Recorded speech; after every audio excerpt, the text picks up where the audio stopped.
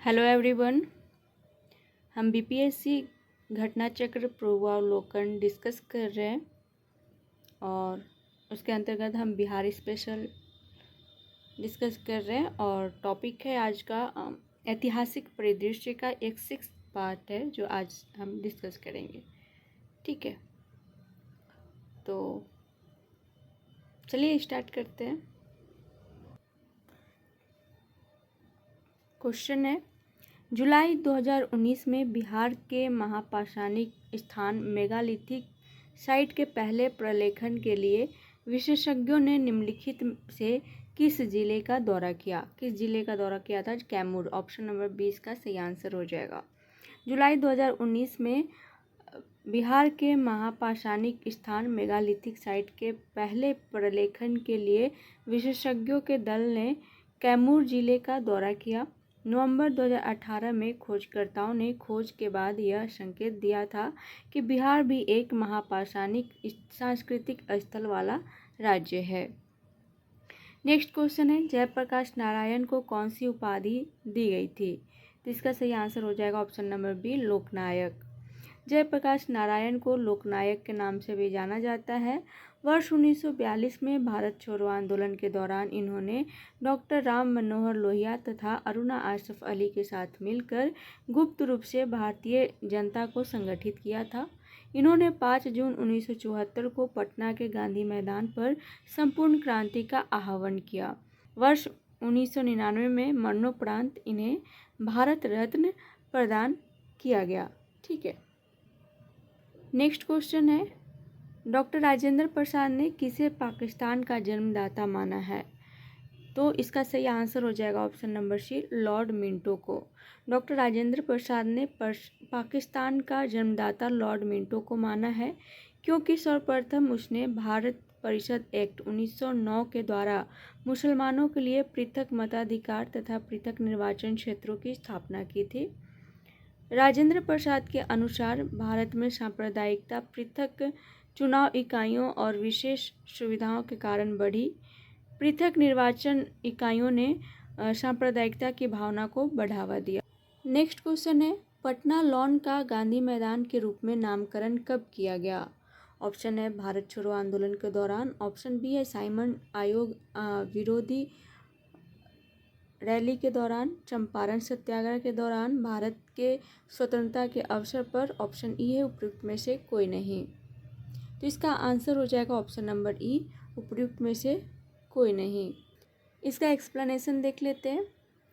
गांधी मैदान बिहार के राजधानी पटना में स्थित एक ऐतिहासिक मैदान है।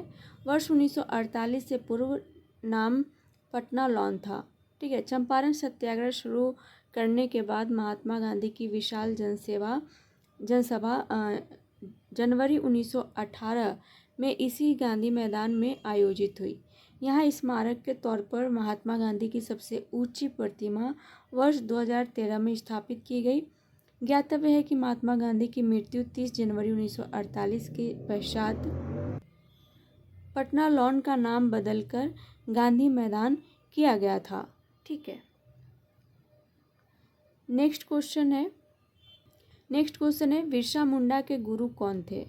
तो बिरसा मुंडा के गुरु आनंद पांडे थे। ठीक है, बिरसा मुंडा के ऑप्शन नंबर 20 का सही आंसर हो जाएगा। बिरसा मुंडा के गुरु का नाम आनंद पांडे था। ठीक है, बिरसा मुंडा ने मुंडा विद्रोह 1899 से 1900 का नेतृत्व किया था। उनका जन्म 1875 ईस्वी में उलीहातू गांव में हुआ था। उनकी शिक्षा दीक्षा चाईबासा में हुई थी। ठीक है, जर्मन धर्म प्रचारकों से प्रभावित होकर वह ईसाई बन गए, किंतु उनकी आत्म पिपासा शांत न हुई। वह अपने पूर्वजों के मौलिक मुंडा धर्म में विश्वास करने लगे। वह हिंदू धर्म की विचारधारा से भी अत्यधिक प्रभावित हुए थे। 1895 ईस्वी में उन्होंने एक नए संप्रदाय का प्रचलन किया, जिसके आधार पर उन्होंने बोगो मतलब देवी देवता की जगह सिंह बोंगा मतलब एक देवता की पूजा करने को कहा। लोग उन्हें साक्षात ईश्वर का अवतार समझने लगे। मुंडा विद्रोह के दौरान 3 फरवरी 1900 को बिरसा को पकड़ लिया गया। जेल में ही उनकी मृत्यु हो गई। नेक्स्ट क्वेश्चन है, बिरसा को सोते हुए पकड़ा गया।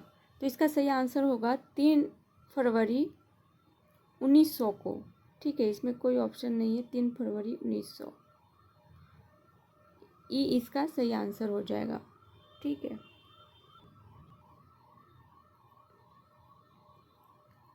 बिरसा मुंडा को 3 फरवरी 1900 को चक्रधरपुर सिंहभूम के जामकोपाई वन में सोते समय गिरफ्तार कर लिया गया था और जून 1900 में जेल में ही उनकी मृत्यु हो गई। उस क्षेत्र की पहचान करें जहां संथालों ने 1855 से 56 में अपनी सरकार की घोषणा कर दी थी। तो इसका सही आंसर हो जाएगा ऑप्शन नंबर बी, भागलपुर राजमहल। 1855-56 ईस्वी में संथाल विद्रोह मुख्यतः ब्रिटिश शासन के विरुद्ध हुआ। उनकी मुख्यतः शिकायत भद्र लोग अर्थात बंगाल और उत्तर भारत के उन संभ्रांत लोगों से थी जो उनके इलाके में आकर बस गए थे तथा उनका शोषण दोहन करते थे। ठीक है, अंग्रेजों से फरियाद करने पर अंग्रेज उन्हीं भद्रलोक का पक्ष लेते थे।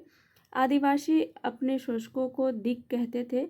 1855 ईस्वी में सिद्धू कान्हू भाइयों के नेतृत्व में संथाल एकत्रित हुए और अपने इलाके का स्वयं शासन करने की इच्छा जाहिर की। विद्रोह प्रारंभ हुआ और व्यापक रूप धारण कर लिया। विद्रोहियों ने भागलपुर और राजमहल के बीच संचार व्यवस्था को ठप कर दिया। संपूर्ण क्षेत्र उनके शासन के अंतर्गत आ गया। उन्होंने कंपनी के शासन के अंत की घोषणा कर दी। ठीक है, नेक्स्ट क्वेश्चन है, 1857 के विद्रोह ने बिहार के कई नगरों को प्रभावित किया। बिहार के विभिन्न नगरों में विद्रोह के विस्फोट का सही क्रम निम्नलिखित में से कौन करता है? तो इसका सही आंसर हो जाएगा option number B, Rohini, Patna, Muzaffarpur, Jagdishpur. Company सरकार कई कारणों से बिहार को महत्वपूर्ण प्रशासनिक क्षेत्र मानती थी। संथाल परगना जिला अंतर्गत देवघर सब डिवीजन के रोहिणी नामक गांव में देशी स्थल सेना के 5वीं इरेगुलर कैवलरी की एक कंपनी का मुख्यालय था। 7 से 12 जून 1857 की संध्या में पहल इसी टुकड़ी ने विद्रोह किया था। पटना में 3 जुलाई 1857 को विद्रोह हुआ। उसके पश्चात 25 जुलाई 1857 को मुजफ्फरपुर में तथा जुलाई 1857 में कुंवर सिंह ने आरा जगदीशपुर में विद्रोह किया। नेक्स्ट क्वेश्चन है, अली वर्दी को किस वर्ष बिहार का डिप्टी गवर्नर नियुक्त किया गया था? तो इसका सही आंसर हो जाएगा ऑप्शन नंबर डी, 1733 ईस्वी में। 1733 ईस्वी में बंगाल के नवाब शुजाउद्दीन ने 1733 ईस्वी में अली वर्दी खां को बिहार का नायब सूबेदार डिप्टी गवर्नर बनाया। बंगाल के नवाब सरफराज के समय में बिहार के नायब सूबेदार अली वर्दी खान ने विद्रोह कर दिया और सरफराज खां को गिरिया के युद्ध 1740 ईस्वी में मार डाला। 1740 ईस्वी में अली वर्दी खां बंगाल का नवाब बना। ठीक है, नेक्स्ट क्वेश्चन है, बिहार में अलग प्रांत के लिए आंदोलन जिसके परिणाम स्वरूप वर्ष 1911 में बिहार एवं उड़ीसा के नए प्रांत का निर्माण हुआ का नेतृत्व किसने किया था? तो डॉक्टर सच्चिदानंद सिन्हा ने। डॉक्टर सच्चिदानंद सिन्हा, महेश नारायण, नंद किशोर लाल तथा श्री कृष्ण सहाय ने मिलकर जनवरी 1894 में पटना से बिहार टाइम्स या बिहारी समाचार पत्र निकालना प्रारंभ किया। महेश नारायण या बाबू महेश्वर प्रसाद इस समाचार पत्र के संपादक थे। महेश नारायण ने अपने समाचार पत्र के माध्यम से बिहार पृथक्करण की मांग रखी। संपूर्ण बिहार में पृथक्करण आंदोलन जोर पकड़ने लगा। महेश नारायण के देहांत के पश्चात डॉक्टर सच्चिदानंद सिन्हा इस आंदोलन के अगुवा हुए। ब्रह्मदेव नारायण, अली इमाम, मजरूल हक, हसन इमाम डॉक्टर सिन्हा के साथ हो गए। वर्ष 1908 से 9 में बिहार प्रादेशिक सम्मेलन का आयोजन किया गया। इसमें बिहार को पृथक राज्य का दर्जा दिए जाने की मांग की गई। ठीक है, जिसे 12 दिसंबर 1911 को दिल्ली में आयोजित शाही दरबार में स्वीकार कर लिया गया। 1 अप्रैल 1912 ठीक है। 22 मार्च 1912 को घोषित किया गया था और 1 अप्रैल 1912 को बिहार और उड़ीसा को सम्मिलित कर बिहार और उड़ीसा प्रांत का उदय हुआ, जिसकी राजधानी पटना बनी। भारत शासन अधिनियम 1935 द्वारा 1 अप्रैल 1936 को उड़ीसा को बिहार से अलग कर नया राज्य बनाया गया। नेक्स्ट क्वेश्चन है, किस अधिनियम के तहत बिहार एक अलग राज्य बना? तो इसका सही आंसर हो जाएगा ऑप्शन नंबर ए, भारत सरकार अधिनियम 1935। भारत सरकार अधिनियम 1919 के अंतर्गत 29 दिसंबर 1920 को बिहार और उड़ीसा को गवर्नर का प्रांत घोषित किया गया। भारत सरकार अधिनियम 1935 के अधीन बिहार और उड़ीसा प्रांत को अलग करके दोनों को नया प्रांत बनाया गया। नेक्स्ट क्वेश्चन है, बिहार राज्य कब प्रतिष्ठित हुआ? ठीक है, ऑप्शन है 1915, 1911, 1906, उपयुक्त में से कोई नहीं। तो इसका सही आंसर हो जाएगा ऑप्शन नंबर डी, उपयुक्त में से कोई नहीं। क्यों, कब हुआ था? 1912 में। 22 मार्च 1912 को जारी उद्घोषणा के द्वारा बंगाल प्रेसिडेंसी से बिहार एवं उड़ीसा को अलग करके बिहार नाम से नए राज्य का गठन किया गया, जो 1 अप्रैल 1912 से प्रभावी हुआ। 1 अप्रैल 1936 को बिहार एवं उड़ीसा दोनों पृथक राज्य के रूप में अस्तित्व में आए। 22 मार्च को बिहार दिवस मनाया जाता है। नेक्स्ट क्वेश्चन है, कब बिहार पहली बार ब्रिटिश शासित भारत के तहत बंगाल प्रेसिडेंसी से अलग हुआ था? तो इसका सही आंसर हो जाएगा ऑप्शन नंबर बी, 1912। अप्रैल 1912 में बिहार औपचारिक तौर पर बृहत्तर बंगाल से अलग हुआ। नेक्स्ट क्वेश्चन है, 1930 और 1932 में बरही कांग्रेस ने सफलतापूर्वक अंग्रेजी हुकूमत को किस जिले से नाकाम कर दिया था? तो इसका सही आंसर हो जाएगा ऑप्शन नंबर डी, मुंगेर। ठीक है, वर्ष 1930 और 32 के मध्य बरही कांग्रेस ने मुंगेर जिले में सफलतापूर्वक अंग्रेजी हुकूमत को नाकाम कर दिया था। नेक्स्ट क्वेश्चन है, सन 1939 में बिहार में अंबारी सत्याग्रह का नेतृत्व किसने किया था? तो इसका सही आंसर हो जाएगा ऑप्शन नंबर ए, राहुल सांकृत्यायन। वर्ष 1939 में बिहार में अंबारी सत्याग्रह का नेतृत्व राहुल सांकृत्यायन ने किया था। नेक्स्ट क्वेश्चन है, बिहार यूथ लीग का गठन कब हुआ? तो इसका सही आंसर हो जाएगा ऑप्शन नंबर बी, 1928 को।